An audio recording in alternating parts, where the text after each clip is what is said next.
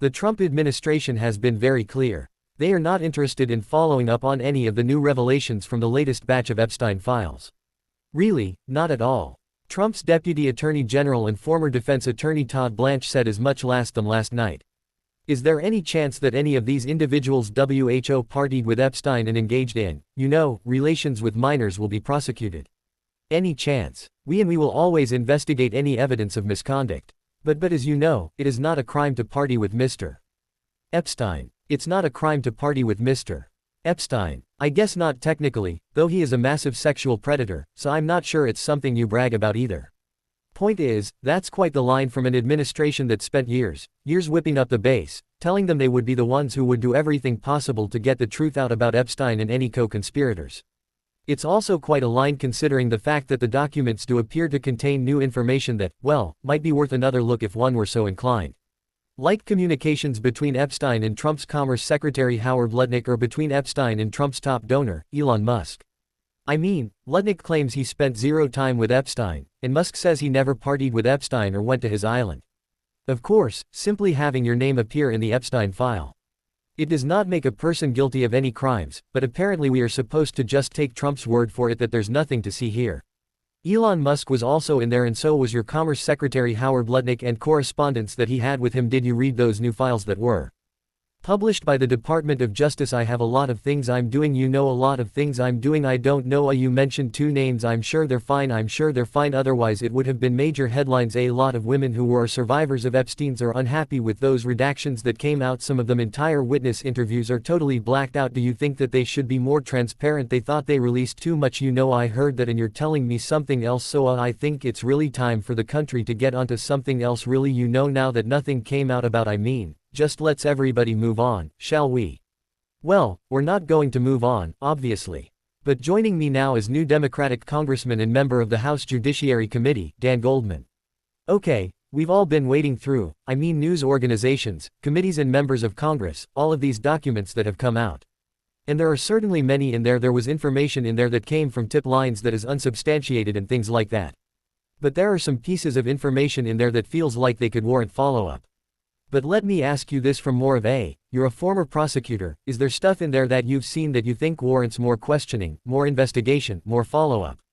And if so, what stuck out to you? I think there definitely is, even just the tip line. The tip line has allegations that Donald Trump sexually assaulted a 13-year-old and it's unclear whether and to what extent they chased that tip down and whether there was a true investigation into it. That would obviously be something that you would want to investigate. The interesting thing that really jumps out to me about the release right now is, yes, we're coming through a lot of these communications.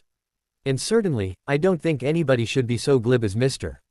Blanche was about saying it's not a crime to party with a notorious sex trafficker, sexual predator. WHO raped young kids at those parties.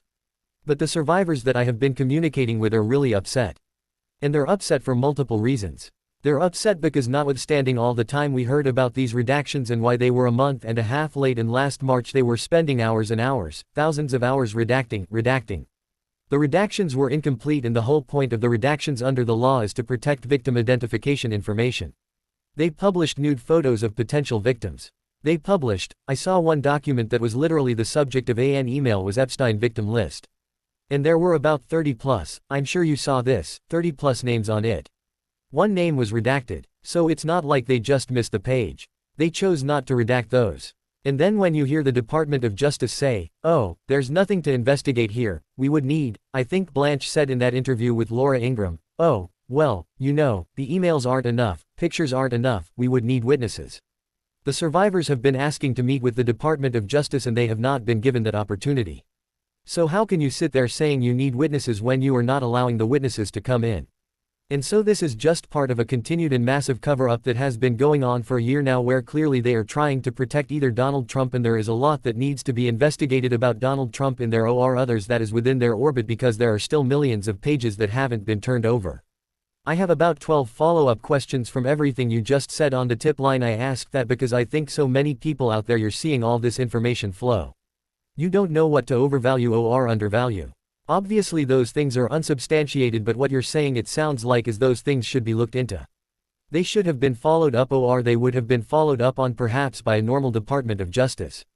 Absolutely. And ask questions about them. Absolutely. And look, this case was with the Southern District for a long time.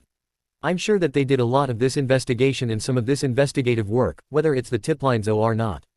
But what we don't see in those files is any conclusion to those investigations.